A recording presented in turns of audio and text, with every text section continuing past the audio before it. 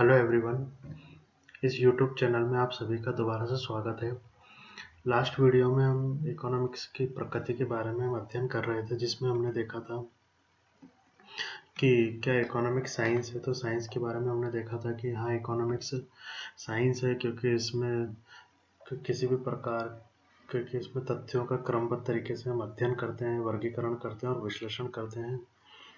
फिर कुछ लोगों ने कहा था कि भाई ये उस तरीके का साइंस नहीं है जिस तरीके का हम फिजिक्स, केमिस्ट्री और दूसरी चीज़ों में हम देखते हैं। तो सेलिंगमैन ने कहा कि साइंस भी दो प्रकार का हो सकता है, सामाजिक विज्ञान और प्राकृतिक विज्ञान। तो उन्होंने कहा कि जो इकोनॉमिक्स है वो एक प्रकार का सामाजिक विज्ञान है। फिर हम ये कहा कि भाई इकोनॉमिक्स, चलो ये तो पता लग गया साइंस है। वे साइंस में भी किस तरीके का साइंस है, कि वास्तविक विज्ञान है कि आदर्शात्मक विज्ञान है। फिर हमने देखा कि हाँ भाई, जो वास्तविक विज्ञान होता है उसमें क्या, कैसे और क्यों का अध्ययन किया जाता है, और इकोनॉमिक्स में भी क्या, क्यों और कैसे का अध्ययन किया जाता है। फिर हमने एग्जाम्पल देख लिया था कि भाई मजदूरी की दर क्या है, कैसे तय होती है, इसका इसमें अध्ययन करते हैं। और जो हमारा नॉर्मेटिव या फिर आदर्शात्मक विज्ञान होता है उसमें इस चीज़ का अध्ययन किया जाता है कि भाई क्या होना चाहिए। तो हमने ये भी देखा कि भाई इकोनॉमिक्स में इस चीज़ का भी अध्ययन किया जाता है कि क्या होना चाहिए। और हम इस निष्कर्ष पर पहुंचे थे कि हाँ भाई, इकोनॉमिक्स एक तरीके का साइंस है। साइंस में भी वह वास्तविक विज्ञान तथा आदर्शात्मक विज्ञान दोनों तरीके का साइंस है। अब आज के इस वीडियो में हम देखेंगे कि भाई इकोनॉमिक्स आर्ट्स है या नहीं है। तो अर्थशास्त्र कला है अथवा नहीं, इस संबंध में भी अर्थशास्त्रियों में मतभेद पाया जाता है। वालरस, कुनरो, रॉबिन्स जो आदि अर्थशास्त्री हुए, उन्होंने कहा कि अर्थशास्त्र कला नहीं है। इसके विपरीत जो मार्शल, पिगू आदि का विचार यह था कि अर्थशास्त्र विज्ञान ही नहीं बल्कि कला भी है। जेएम कीन्स कला के स्थान पर व्यवहारिक अर्थशास्त्र का प्रयोग करते हैं कि उन्होंने कहा कि यार कला कहना थोड़ा अजीब सा लगता है, तो उन्होंने कहा कि नहीं यार, इसको अप्लाइड इकोनॉमिक्स या व्यवहारिक अर्थशास्त्र शब्द कहना चाहिए। आधुनिक अर्थशास्त्री कला के लिए आर्थिक नीति शब्द का प्रयोग करते हैं कि फिर जो आधुनिक अर्थशास्त्री कीन्स ने तो कहते नहीं, अप्लाइड इकोनॉमिक्स है। फिर जो अपने मॉडर्न इकोनॉमिस्ट आए उन्होंने कहा कि यार इसको इकोनॉमिक पॉलिसी ठीक है, इकोनॉमिक्स पॉलिसी सुनने में भी अच्छा लगता है कि यार आर्थिक नीतियाँ हैं। तो आप याद कर लेना कि इकोनॉमिक्स एक आर्ट्स है। कुछ शास्त्र ने कहा कि आर्ट्स नहीं है, कुछ ने कहा कि आर्ट्स है। फिर कीन्स ने आर्ट्स की जगह अप्लाइड इकोनॉमिक्स का यूज करा। आधुनिक अर्थशास्त्रियों ने इसको इकोनॉमिक पॉलिसी शब्द का प्रयोग किया।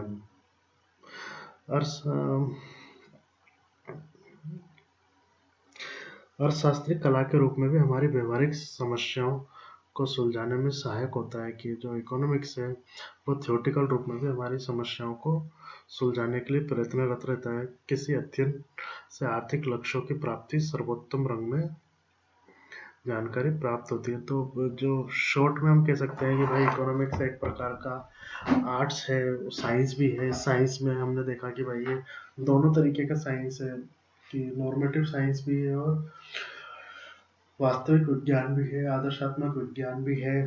तो एक तरीके का सामाजिक विज्ञान है, एक कला भी है। तो अगर आपके पास एग्जाम में क्वेश्चन आ जाए कि भाई क्या इकोनॉमिक्स कला है या साइंस है, तो आप इसको डिस्क्राइब कर दीजिएगा कि इकोनॉमिक्स विज्ञान तथा कला दोनों है। कला क्यों है ये आप बता दीजिएगा, विज्ञान क्यों है ये आप बता दीजिएगा। कि आर्ट्स में तो आप बता दीजिएगा कि ये थ्योरेटिकल या फिर थ्योरेटिकल को हिंदी में मतलब थ्योरेटिकल रूप में भी इकोनॉमिक्स हमारी आर्थिक समस्याओं को सुलझाता है, व्यवहारिक रूप में भी सुलझाता है। ठीक है, अब इसके बाद में हम जो देखते हैं कि इकोनॉमिक्स की सीमाएं क्या क्या हैं, कि जो भी इसकी लिमिटेशंस हैं, लिमिटेशंस के बारे में हम थोड़ा देख लेते हैं। तो सबसे पहले जो इसकी लिमिटेशंस है वो देखते हैं कि केवल मनुष्य की क्रियाओं का अध्ययन किया जाता है, कि इकोनॉमिक्स में केवल मनुष्य की आर्थिक क्रियाओं का ही अध्ययन किया जाता है। इसके अंतर्गत पशु, पक्षी, निर्जीव पदार्थ आदि का अध्ययन नहीं किया जाता। फिर जो इसकी दूसरी विशेषता है वह है वास्तविक मनुष्य का अध्ययन, स्टडी ऑफ रियल मैन। अर्थशास्त्र में केवल वास्तविक मनुष्य की क्रियाओं का ही अध्ययन किया जाता है। इसके अंतर्गत एक आर्थिक मानव की आर्थिक क्रियाओं का अध्ययन नहीं किया जाता। जो हम पहले हमने जो अर्थ मानव की बात करी थी कि भाई वास्तविक मनुष्य का अध्ययन कर रहे हैं, किसी अर्थ मानव की क्रियाओं का हम इसमें अध्ययन नहीं करते हैं। और जो आर्थिक मानव या अर्थ मानव की धारणा है वो क्लासिकल इकोनॉमिस्ट या परंपरावादी अर्थशास्त्रियों ने दी थी। अर्थ मानव वह है जो अपने स्वयं के स्वार्थ के लिए कार्य करता है। तो इस तरीके के इसमें मनुष्य का अध्ययन नहीं किया जाता। इसमें जो वास्तविक मनुष्य हैं जो इस समाज में पाए जाते हैं उनका अध्ययन किया जाता है। जो अर्थ मानव है वो एक तरीके का अपवाद या एक्सेप्शन उसको मान सकते हैं। तीसरी जो इसकी लिमिटेशंस हैं या सीमाएं हैं कि अर्थशास्त्र में सामान्य मानव का अध्ययन किया जाता है, स्टडी ऑफ एवरेज मैन। अर्थशास्त्र में केवल सामान्य मानव का ही अध्ययन किया जाता है। इसके अंतर्गत असामान्य व्यक्तियों जैसे पागल, कंजूस, अपराधियों के कार्यों का अध्ययन नहीं किया जाता। परंतु आजकल कई गैर कानूनी आर्थिक क्रियाएं जैसे काला बाजार, काला धन, तस्कर व्यापार, स्मगलिंग आदि का भी अर्थव्यवस्था पर प्रतिकूल प्रभाव पड़ने लगा है। तो अर्थशास्त्र में आजकल इनका अध्ययन किया जाने लगा है। जनरली इसमें असामान्य व्यक्ति का अध्ययन नहीं किया जाता। फिर सामाजिक मनुष्य का अध्ययन।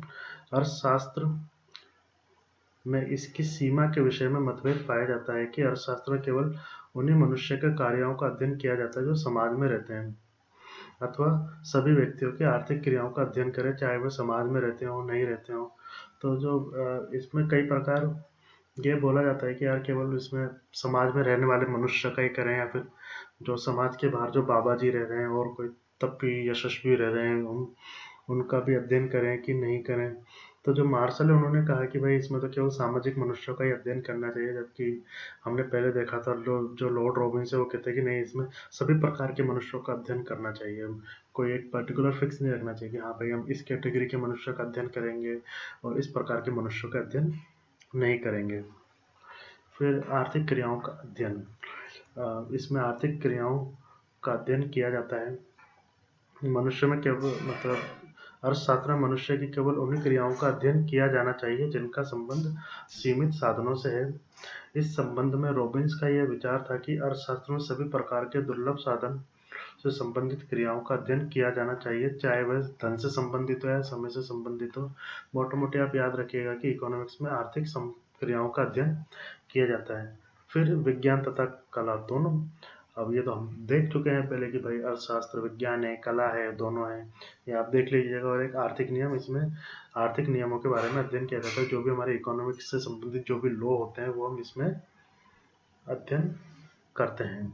तो संक्षेप में हम कह सकते हैं, या फिर इसकी सीमाओं के संबंध में प्रोफेसर बोल्टिंग ने कहा है कि एक समय में अर्थशास्त्र में जिन विषयों का समावेश किया जाता है कि संभव है कि वह अन्य किसी समय में उसकी सीमाएं नहीं रहे। अब मान के चलो कि आज से 100 साल पहले इकोनॉमिक्स में जिस चीज का समावेश किया गया था आज उस चीज का अध्ययन नहीं किया जा सकता। अर्थशास्त्र की सीमाएं हमारी बदलती रहती हैं, चलती रहती हैं।